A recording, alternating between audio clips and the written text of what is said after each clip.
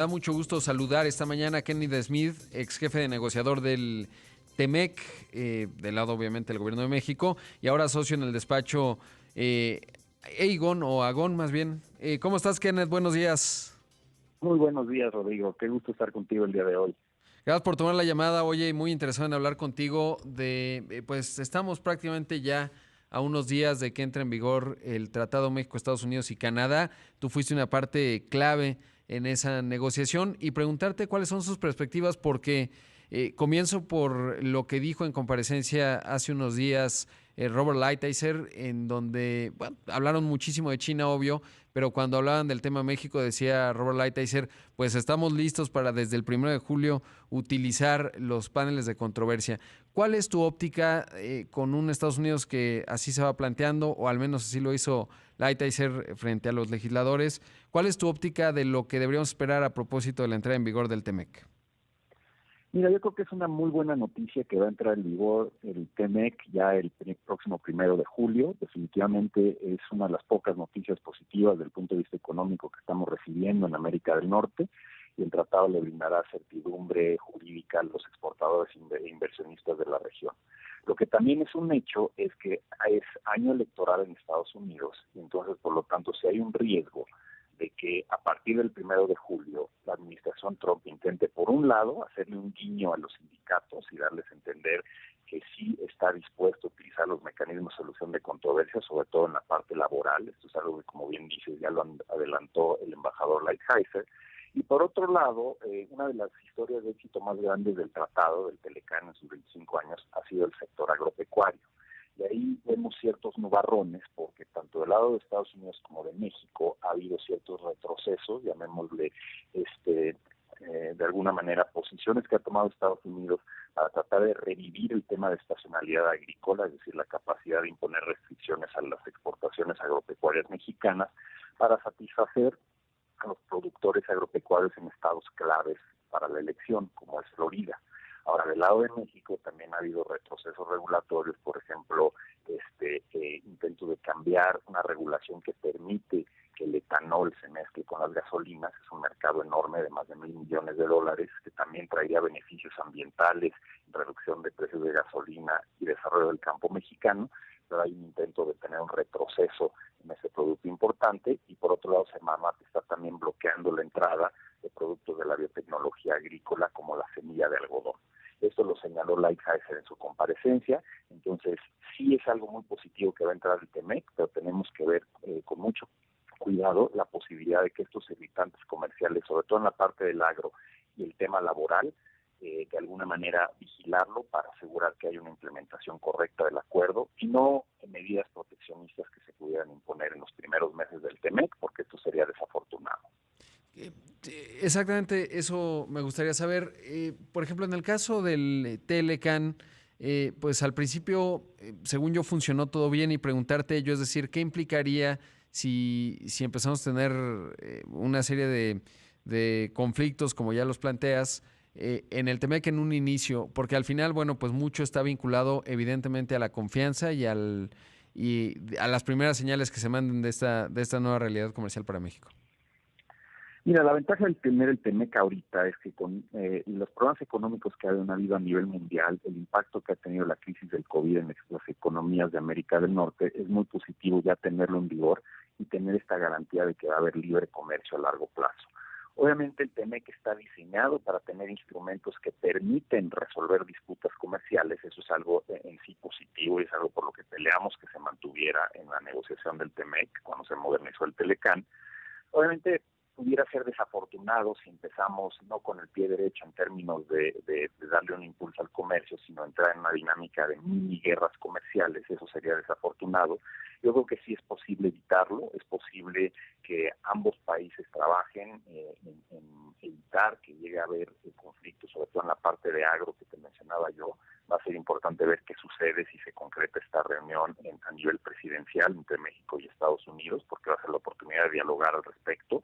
Y en la parte laboral tenemos el capítulo laboral más avanzado de cualquier TLC, creo que México está listo para cumplir, esperemos que Estados Unidos y Canadá también, y que en ese sentido no haya, por razones electorales en Estados Unidos, un intento de abusar del sistema, es decir, de presentar demandas que pudieran ser frívolas, que pudieran ser rechazadas por paneles, pero que pues de alguna manera generarían un impacto negativo, digamos, en la relación comercial. Lo ideal es que empiece el TEMEC. Vamos a tener meses difíciles por la crisis económica en la que están los tres países, pero esperemos que hacia finales de año o principios del 2021 ya empecemos a ver un repunte en el comercio de la región. Por otro lado, saber cómo quedó en la parte energética, porque hubo unas modificaciones, no diría de último minuto, pero una vez que entró la actual administración, y también la parte medioambiental, que son dos áreas que me preocupa. Digo la parte energética porque está esta carta que envió el Instituto Americano del Petróleo. Hemos visto cambios fuertes en materia de la política energética de México, y ahí saber cómo se intersecta estos cambios con el Tratado México, Estados Unidos y Canadá. Sí, mire, ese es un tema delicado porque el TEMEC lo que hace es consolida la reforma energética de México, al igual que se hizo en el Tratado Transpacífico y en el Tratado con la Unión Europea, es decir, la posibilidad de que haya inversión y participación en el sector energético por parte de agentes privados en México, obviamente bajo las condiciones que establece la Constitución y la ley mexicana. Ciertas políticas o decisiones que ha tomado en recientes fechas el gobierno de México, por ejemplo, la política de CENER para tratar de restringir las actividades de empresas que han invertido en el sector de energía renovable, pues afecta inversiones que llegan casi a $6,000 millones.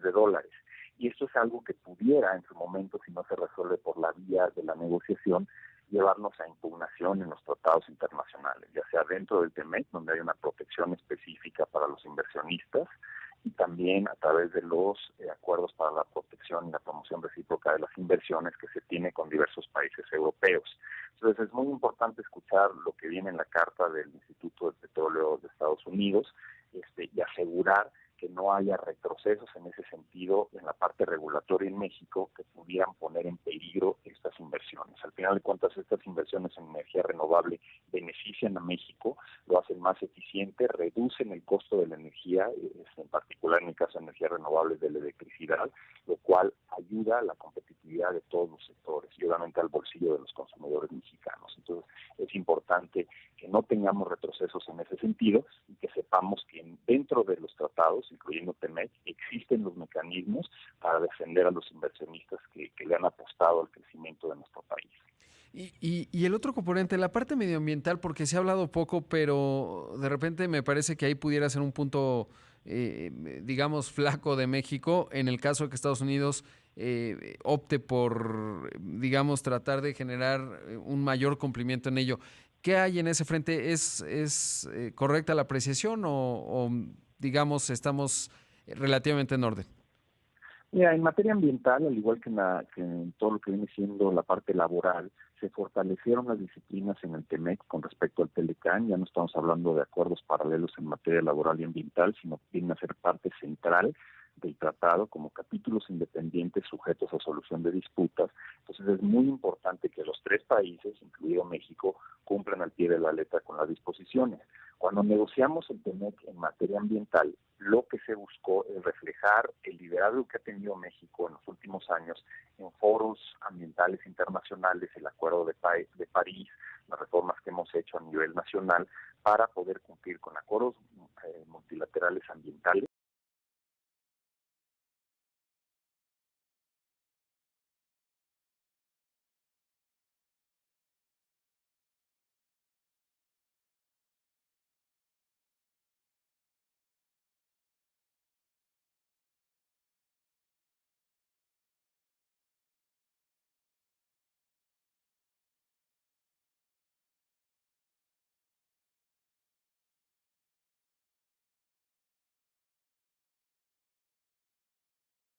Correcta para evitar, digamos, contaminación de mantos acuíferos, que la industria opere de una manera sustentable, todo lo que ya marca nuestra ley, pero con lo cual tenemos que cumplir, porque de lo contrario, por supuesto, nos exponemos a paneles arbitrales al respecto.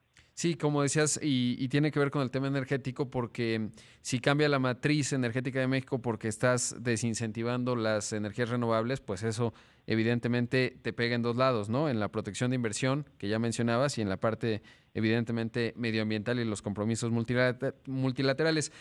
Kenneth, en conjunto, Ya nos decías, es buena noticia. Hay algo que me preocupa y es que pues la tesis de fondo de Estados Unidos es ciertamente proteccionista. Hay una desvinculación con la economía china y eso puede ser una oportunidad para México siempre y cuando sea, digamos, frontalmente honesto Estados Unidos en entender que México es su socio comercial y no que se tiene que proteger, digamos, de que las empresas estadounidenses se encuentren en nuestro país un buen lugar para sus cadenas de valor. ¿Dirías que tu perspectiva es claramente positiva con respecto al TEMEC y no hay tanto riesgo de la agenda proteccionista, más allá obviamente del tema electoral que está en el horizonte? Mira, sin lugar a dudas, la crisis que hemos vivido en los últimos meses ha agudizado en ciertos países, y Estados Unidos no es la excepción, ciertas tendencias proteccionistas. La ventaja del tener el TEMEC en vigor es que con esa tendencia de las empresas a buscar, debido a la pandemia, que las cadenas de valor, las cadenas de proveeduría estén más cerca de casa y puedan tener un acceso rápido a la proveeduría, puede ser una gran oportunidad para México, porque ya somos un polo interesante, atractivo para la inversión extranjera directa, y si hay lo que llaman reshoring, que las empresas empiezan a regresar a América del Norte por estas consideraciones también relacionadas con la pandemia, México puede ser un lugar muy atractivo para invertir. Lo que se tiene que trabajar a nivel empresarial y a nivel del gobierno es convencer a Estados Unidos que México es parte de ese perímetro de producción de América del Norte. Es decir, convencer a Estados Unidos que invertir en México no es offshoring, no es que las empresas se vayan de Estados Unidos y le causen un daño, sino al contrario.